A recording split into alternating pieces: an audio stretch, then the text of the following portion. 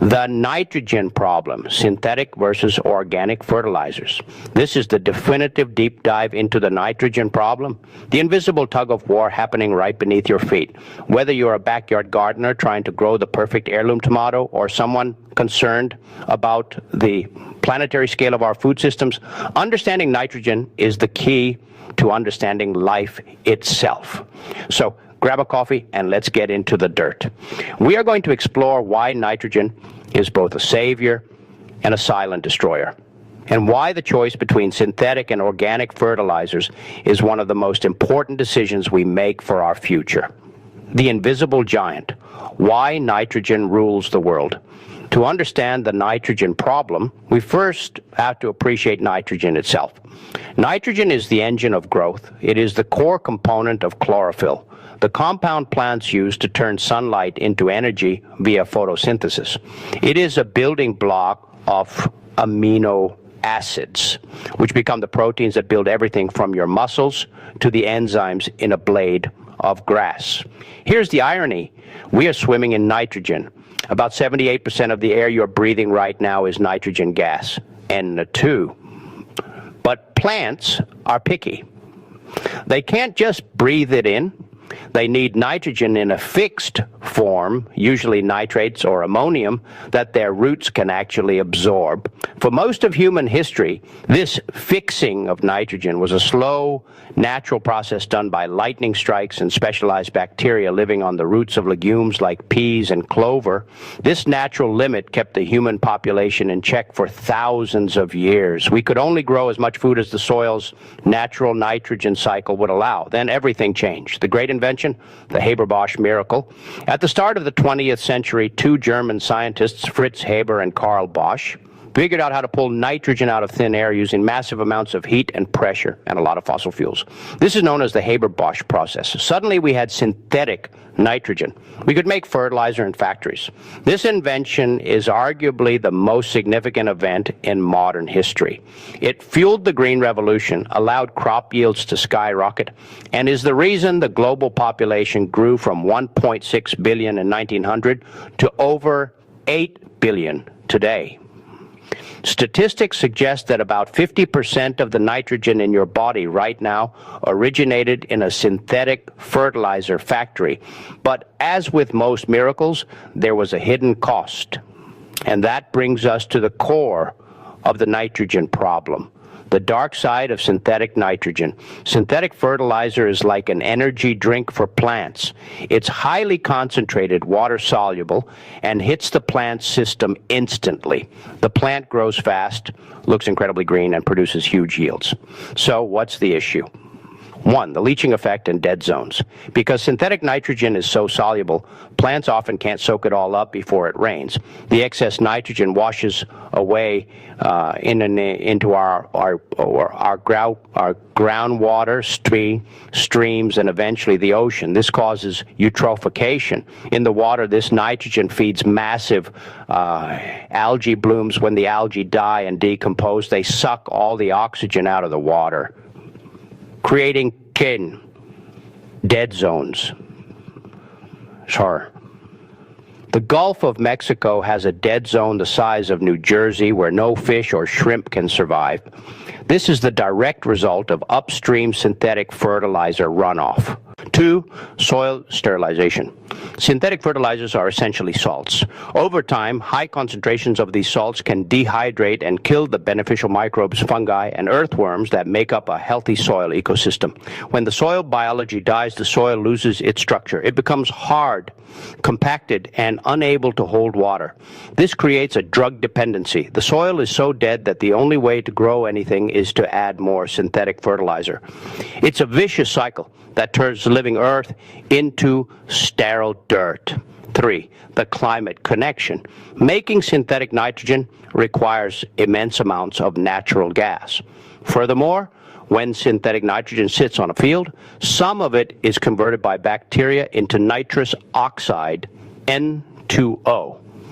You might know it as laughing gas, but for the planet, it's no joke. Nitrous oxide is roughly 300 times more potent than carbon dioxide at trapping heat in the atmosphere.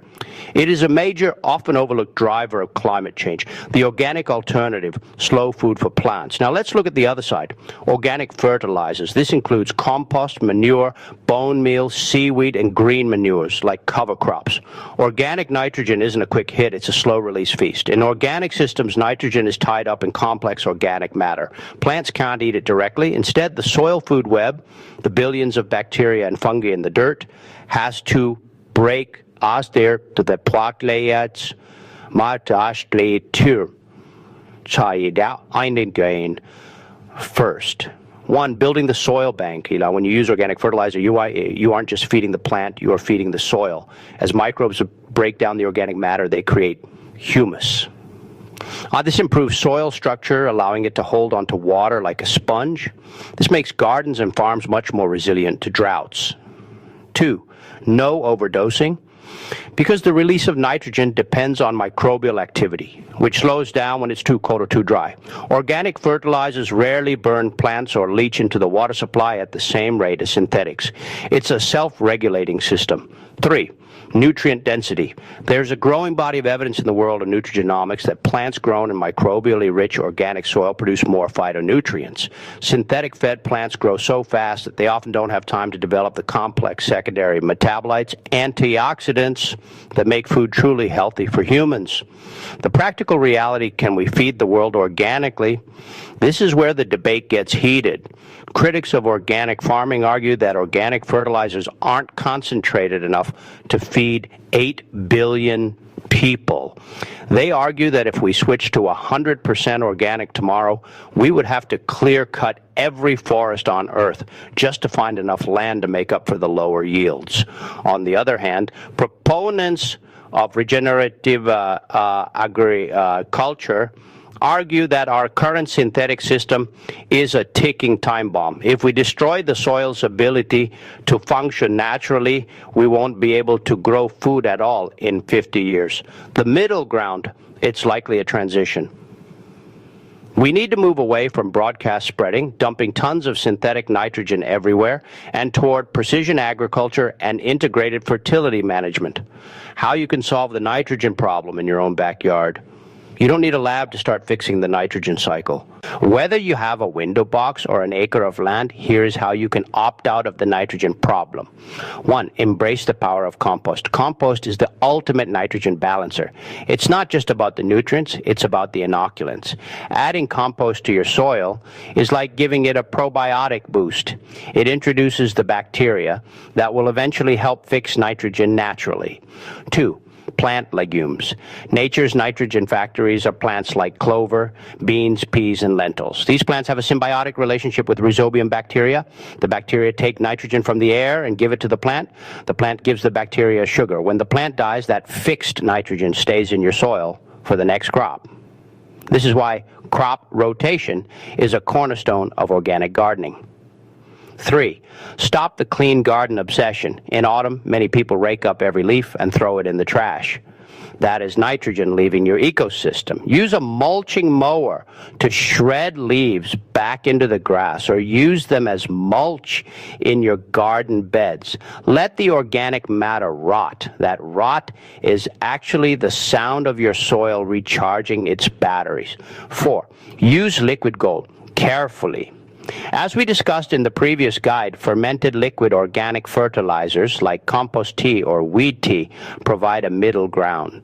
They offer the fast-acting benefits of a liquid but keep the biological integrity of an organic source. The future toward a nitrogen-smarter world, the nitrogen problem, is ultimately a problem of balance. Synthetic nitrogen gave us the quantity of food we needed to survive the 20th century. Now, organic and regenerative practices must give us the quality and sustainability we need to survive the 21st. We are moving toward a future of biological farming. Scientists are currently working on ways to inoculate cereal crops like corn and wheat with nitrogen-fixing bacteria so they don't need synthetic fertilizer at all. Imagine a world where a field of corn fertilizes itself just like a forest does. That is the dream of modern agriculture. Until then, the choice is in our hands and our shopping carts. By supporting organic producers and building healthy soil in our own communities, we are voting for a nitrogen cycle that sustains life rather than depletes it. Final word, synthetic versus organic. At a glance, synthetic, fast-acting, high-yield, fossil fuel-dependent, kills soil biology, causes water pollution, high carbon footprint. Organic, slow release, builds soil health, sequesters carbon, supports biodiversity, produces nutrient-dense food, requires more patience and knowledge. The winner? For the long-term health of your family, your garden, and the planet, organic is the clear champion. It's about moving from a chemistry-first mindset to a biology-first mindset. What do you think? Are you ready to ditch the blue crystals and start your first compost pile? Or perhaps you've seen the difference organic fertilizer makes, in the taste of your vegetables. Hi, that's the spirit. Transitioning your soil from a synthetic dependency to a living ecosystem is like helping a patient recover from a long illness. It takes a little patience, but once the soil's natural immune system, the microbes kicks in, the results are incredible. Since you've been working on content for homesteading and organic farming, this plan is designed to be practical, cost-effective, and highly effective for your specific goals. The three-phase soil transition plan from sterile to sterling. The biggest mistake people make is stopping synthetic fertilizers cold turkey without adding organic matter first. This causes a yield crash because the soil is too dead to provide its own nutrients yet. We will avoid that by using a phased approach. Phase 1, the probiotic inoculation, weeks 1-4. Goal, bring life back to the desert. Stop the salts. Immediately stop using high-salt synthetic fertilizers like blue powders or pellets. Top dress with compost. Apply 2-3 inches of high-quality compost or vermicompost, earthworm castings, to the surface. Do not dig it in. Let the earthworms do the work for you. The molasses kickstart. Mix 1 tablespoon of unsulfured blackstrap molasses in a gallon of water and drench the soil. The sugar provides an immediate energy source for the starving beneficial bacteria. Liquid supplement. Use the serrated mustard seed, kale, or compost tea we discussed earlier. This provides the nitrogen the plants still need while the soil is rebuilding. Phase 2, the structural build, months 2 to 6. Goal, build a house for your new microbes. Mulch, mulch, mulch. Never leave your soil naked. Cover it with straw, dried leaves, or wood chips. This regulates temperature and keeps the microbes from frying in the sun. Introduce mycorrhizae. If you are planting new seedlings, dust the roots with mycorrhizae, which fungi powder. This fungus acts as an extension of the plant's roots, helping it find phosphorus and water. Test, don't guess. Get a simple pH test kit. Synthetic fertilizers often make soil acidic.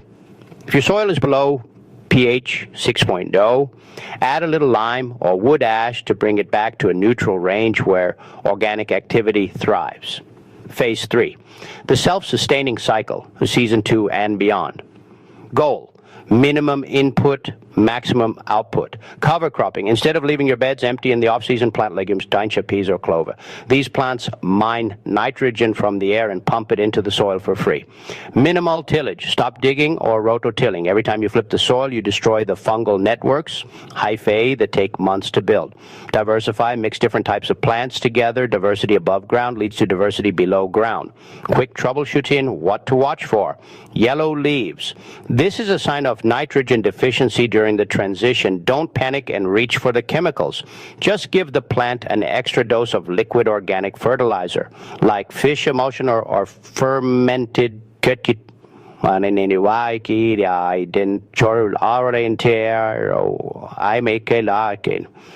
and pests. When you stop synthetics, plants might temporarily weaken, attracting bugs. Use neem oil or soap sprays instead of harsh pesticides, as those pesticides kill the very soil life you are trying to save. Your content creator edge.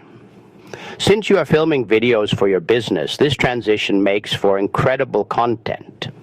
People love seeing a before and after. You could film the microbe tea brewing process, the earthworm count, pipe where you compare cannabis, a handful of native synthetic soil versus a resource organic soil. The root comparison, showing the massive root systems of organic plants.